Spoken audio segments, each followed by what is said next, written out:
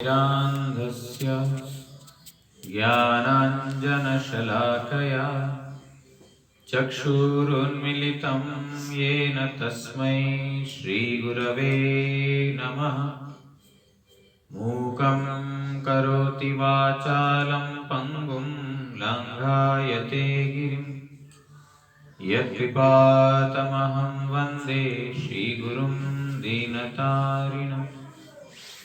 वाञ्छाकल्पतरुभ्यश्च कृपा सिन्धुभ्य एव च पतितानां पावनेभ्यो वैष्णवेभ्यो नमो नमः। श्रीकृष्ण चैतन्य प्रभु नित्यानंद श्री अद्वैत गदाधर श्रीवासादि गौर भक्तवृंद। हरे कृष्ण कृष्ण कृष्ण हरे हरे, हरे राम राम राम हरे हरे।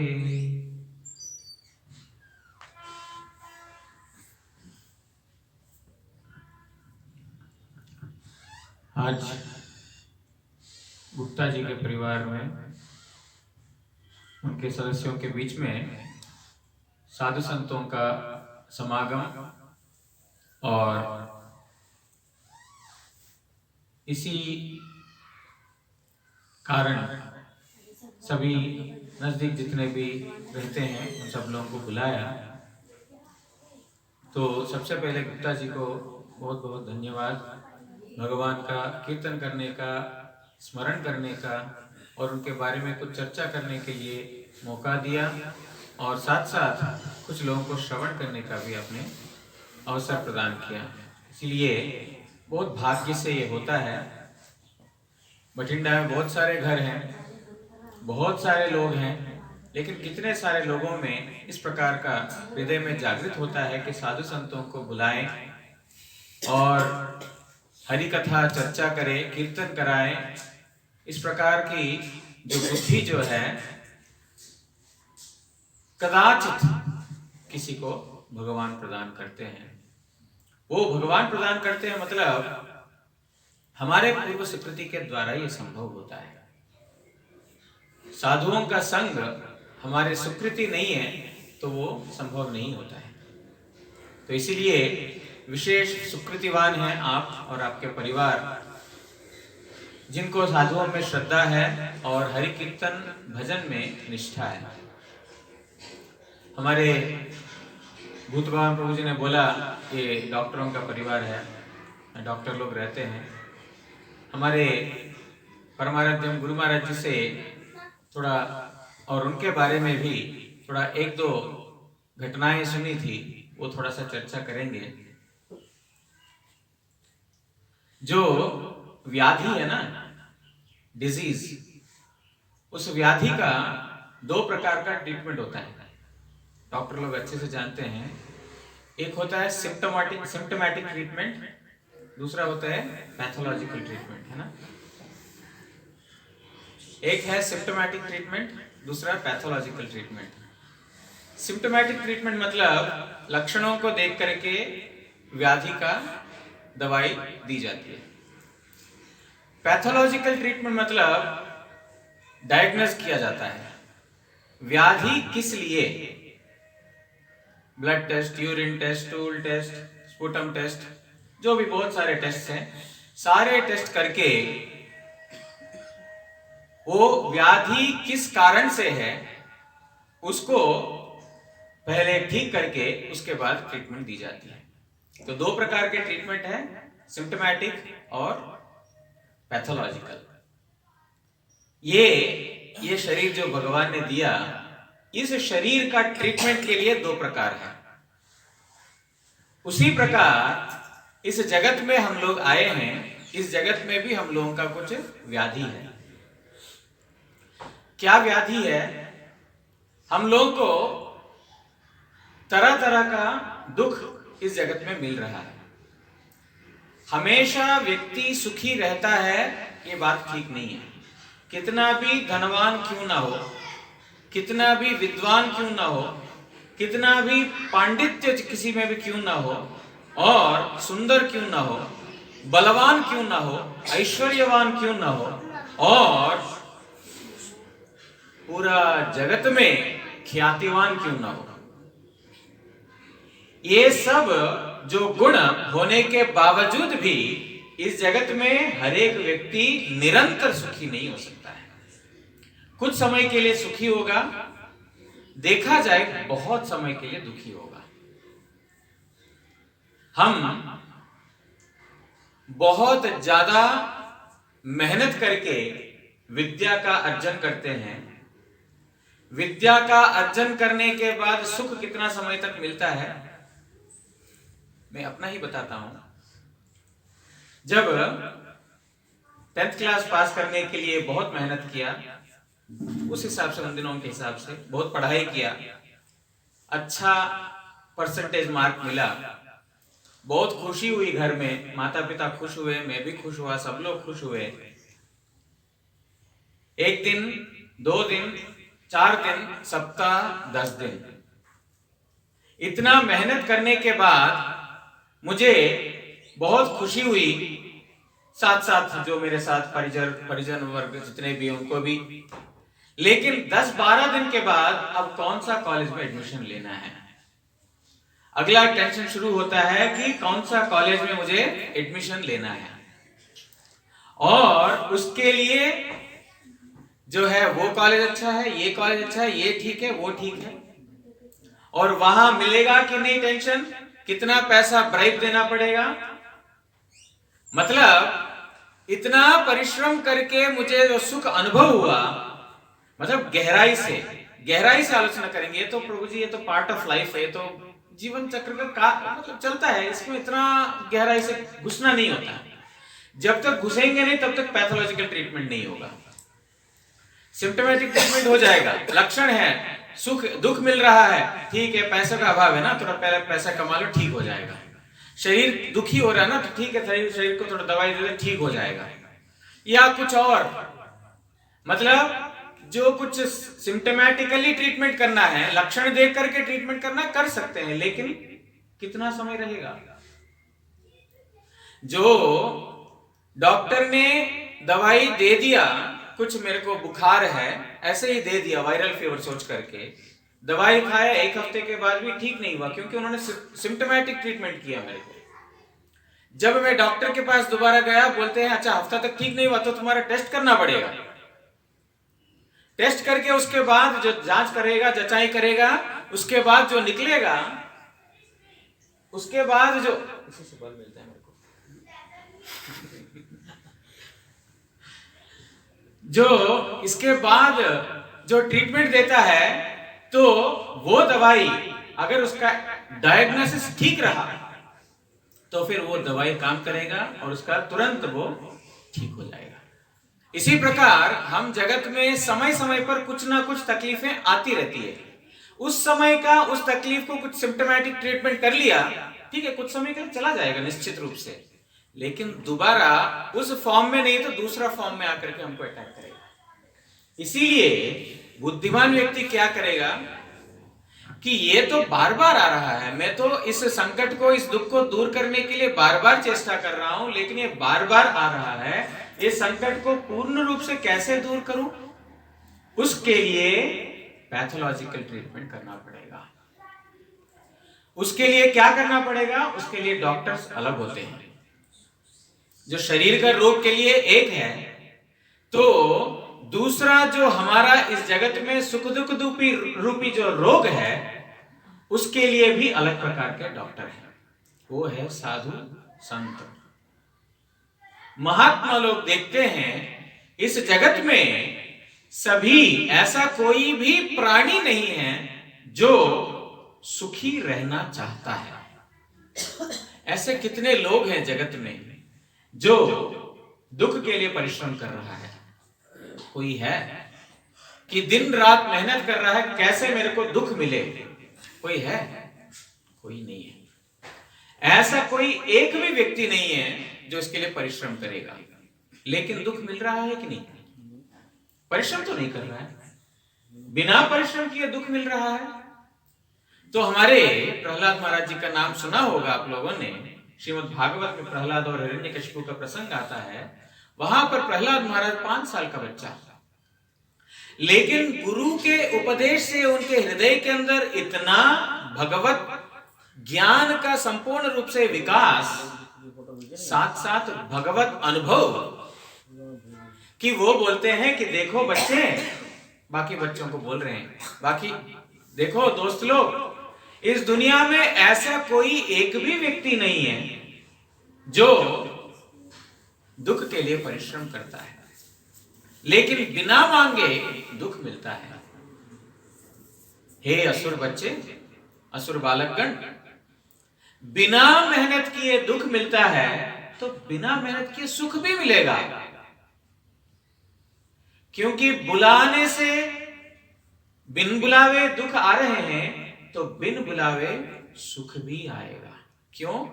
क्योंकि मेरा मेहनत या तो और कोई सुख या दुख का कारण नहीं है, इसके ऊपर और एक ऐसा वस्तु है जो इसको कंट्रोल कर रहा है। 2006 में हमारे परमाराध्य गुरु महाराज जी का हार्ट ऑपरेशन हुआ। थोड़ा डॉक्टरों का प्रसंग ही थोड़ा बोलता हूं आज, उन्होंने इंट्रोड्यूस कर दिया, डॉक्टर परिवार है। 2006 में हार्ट सर्जरी किया, उनको 5 स्टेंट्स हार्ट में इन्वेस्ट किया गया था। तो उसके बाद मतलब गुरु महाराज जी का लगभग हार्ट का 80% ब्लॉकेज था, 80% ब्लॉकेज था हार्ट का। और जो 5 स्टेंट डॉक्टर अशोक सेठ ने लगाई थी, उसके बाद गुरु जी का हार्ट का जो खुल गया, वॉल्व्स वगैरह, और रक्त संचालन अच्छे से होने लगा। तो जितने भी हमारे गुरु जी के शिष्य लोग हैं, सभी लोग खूब आनंदित हुए। डॉक्टर अशोक सेठ से हम सभी बहुत प्रसन्न हुए कि इन्होंने हमारा जो प्राण धन हमारे गुरु जी, उनको जो है पुनः हमारे बीच में लंबे समय के लिए रहने का उन्होंने हमें ऐसा अवसर प्रदान किया, सेवा करने का हमें अवसर प्रदान किया। इसीलिए हम सब लोग उनके प्रति एक विशेष आभारी हुए, और वो व्यक्त करने के लिए उनको हमने दिल्ली मठ में बुलाया, स्वागत किया गया था। दिल्ली मठ में आए थे, दिल्ली मठ में उनको बोला गया था कि 10 मिनट कुछ वो अपना अनुभव बताए। डॉक्टर अशोक सेठ, लीडिंग जो है फेमस कार्डियोलॉजिस्ट, कार्डियो सर्जन, वो उस कथा के दौरान, मतलब उन्होंने अपने लेक्चर या भाषण के दौरान बोलते हैं, इनका ऑपरेशन हमने क्या करना है। हमारे गुरु महाराज जी की इस प्रकार की एक मतलब वो संत भूषण है, वो जितने भी संत हैं, साधु महात्मा हैं, उन सभी संतों का भूषण है वो। क्योंकि शास्त्रों में जितने गुरु के महिमा गान किया गया है, हम लोगों को लगता है यार ऐसे साधु मिलना तो बहुत मुश्किल है, बहुत बताया गया है साधु के इतने लक्षण कैसे मिलेंगे। लेकिन हमारे परमाराध्य गुरु महाराज जी को देखने के बाद लगता है कि शास्त्रों में गुण कम गाया गया है। इतने गुण जो हमारे परमाराध्य गुरु महाराज जी के अंदर देखने को मिलता है कि शास्त्रों में बहुत सारे उनका गुणों का वर्णन ही नहीं किया, सच्चे साधु का।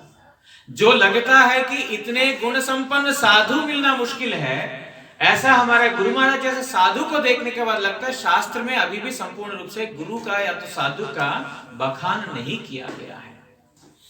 तो वो डॉक्टर अशोक सेठ हमारे परमाराध्य श्री गुरु महाराज जी का ऑपरेशन करने के बाद जो दिल्ली मठ में अपने अभिभाषण में, थोड़ा लेक्चर में बोल रहे हैं कि हमने इनका ऑपरेशन करना क्या, हमने देखा स्वामी जी अपने आप से ये सब करवाए। बोलते हैं कि जब महाराज जी आगे जब मैं ऑपरेशन कर रहा था, मेरे हाथ ठीक से नहीं चल रहे थे उस समय, क्योंकि यद्यपि वो बहुत रिनाउंड डॉक्टर हैं। एक होता है डॉक्टर के ऊपर प्रेशर होता है, ऐसा कोई डॉक्टर नहीं मना कर सकता है, डॉक्टर्स के ऊपर प्रेशर रहता है। इतना फेमस पर्सनैलिटी देख रहे हैं जिनके ऊपर मतलब पूरा विश्व पहुंच चुकी थी दिल्ली में, इतना फेमस पर्सनालिटी, तो थोड़ा सा लगता ही है, आफ्टर ऑल ह्यूमंस हैं, डॉक्टर्स भी तो ह्यूमंस ही हैं, तो ह्यूमन में वो ह्यूमन फैक्टर तो रहता ही है, डॉक्टर हो या तो इंजीनियर हो या कितना भी बड़ा क्यों ना हो। तो बोल रहे थे वहां पर उन्होंने जो एक बात बतलाई थी जो मुझे बहुत अच्छा लगा डॉक्टर के मुख से सुन करके।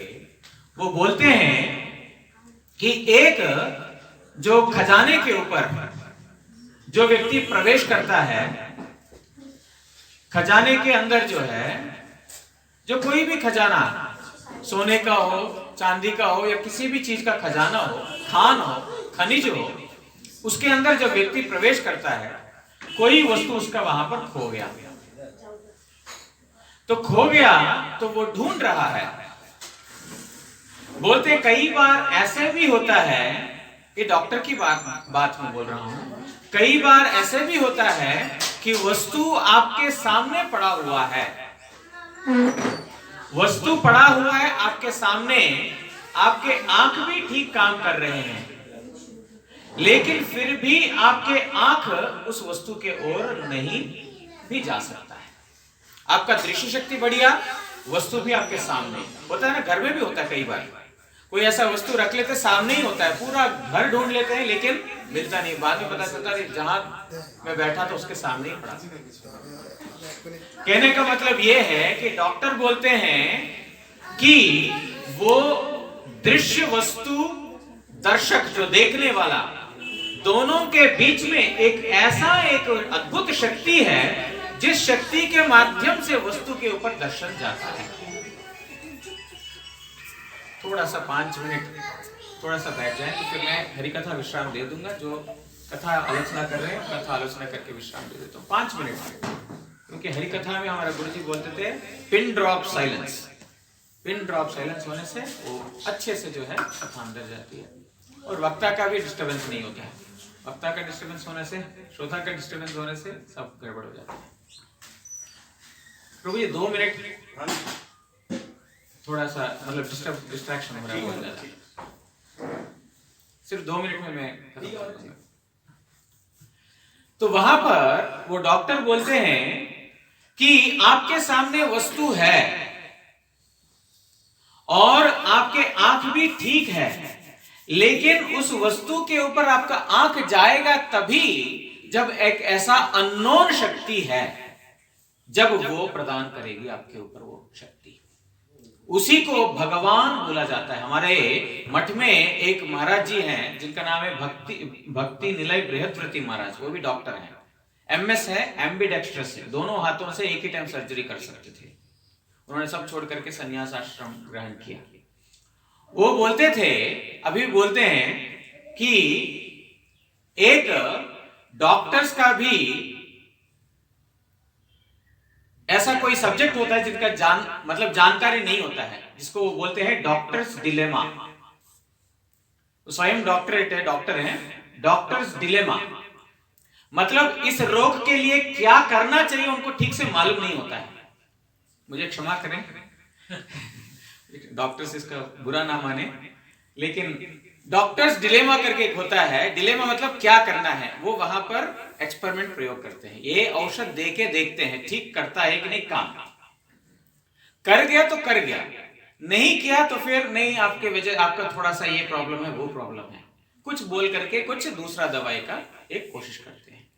लेकिन यहां पर कहने का मतलब यह है कि जो शरीर भगवान ने जो बनाया, डॉक्टरेट जितना भी डॉक्टर एमएस उसके ऊपर भी कोई डिग्री सब हासिल कर दे, फिर भी डॉक्टर संपूर्ण रूप से शरीर के अंदर जितने भी है संपूर्ण रूप से ज्ञान नहीं हासिल कर पाएगा। जो जिस वस्तु को तैयार करने के बाद भी इतना अन्वेषण कर लिया फिर भी जानकारी हमको नहीं है, जिन्होंने इस शरीर को बनाया उनकी बुद्धि कितनी बड़ी होनी चाहिए। इतने सालों का रिसर्च हो गया, अनादिकाल से रिसर्च हो रहा है, फिर भी इस शरीर के ऊपर रिसर्च अभी भी खत्म नहीं हुआ। डॉक्टर्स को पूछिए, साइंस एडवांस हो रहा है, यही बात बोलते हैं। तो इसका मतलब यह है कि जिन भगवान ने इस शरीर को बनाया वो कैसे होना चाहिए, अगर कोई व्यक्ति उन भगवान के प्रति पूर्ण समर्पण हो जाए, इस शरीर के बारे में, शरीर को जो चेतन कर रहा है, जो आत्मा, क्योंकि डेड बॉडी को लेकर के डॉक्टर के पास जाए, बोले इसको जीवित कर दो, दुनिया में ऐसा कोई डॉक्टर नहीं है इसको जीवित कर पाएगा, क्योंकि वो सिर्फ मैनिपुलेट कर सकते हैं। भगवान का दिया हुआ वस्तु को थोड़ा इधर उधर ठीक कर सकते हैं, सेटिंग कर सकते हैं, दवाई दे सकते हैं, ठीक कर सकते हैं, लेकिन एक बार जो शरीर को संचालित करने वाला जो आत्मा है, अगर वो आत्मा ही निकल जाए तो फिर दुनिया का कोई भी डॉक्टर ठीक नहीं कर सकता है। इसीलिए उत्तम डॉक्टर वही है जो आध्यात्मिक डॉक्टर बोला जाता है। उत्तम डॉक्टर वही है जो शरीर का रोग के साथ साथ इस आत्मा का जो खुराक है वो खुराक भी प्रदान करने वाला है। हमारे दीनबंधु प्रभु जी ने कीर्तन किया, कृष्ण नाम तू भजले मनवा, भव सागर तर जाएगा, जो न तूने भजन किया तो फिर पाछे पछताएगा। हमारे चैतन्य महाप्रभु बोलते हैं, एनेची औषधि माया नाशी बार लागे। मैं उस गोलोक धाम से एक औषध लेके आया हूं, उस धाम से एक औषध लेके आया हूं। क्या औषध? सही हरिनाम महामंत्र लहो तुम्ही मागी। वो औषध है नाम, भगवान का नाम। वो भगवान का नाम रूपी औषध को मैं लेके आया हूं। ये आपका पैथोलॉजिकल ट्रीटमेंट है, ये आपका सिम्टोमेटिक ट्रीटमेंट नहीं है, कुछ समय के बाद फिर रोग होगा। ये ऐसा औषध है जो हमेशा हमेशा के लिए हमारा इस जगत का रोग को संपूर्ण रूप से खंडित कर देगा। इसलिए भगवान का नाम है सर्वश्रेष्ठ औषध, और भगवान का नाम ही हमारा सभी दुखों को दूर करके परमानंद में हमको प्रतिष्ठित करने वाला। वांछाकल्पतरुभ्यश्च कृपा सिंधुभ्यो एव च पतितानां पावनेभ्यो वैष्णवेभ्यो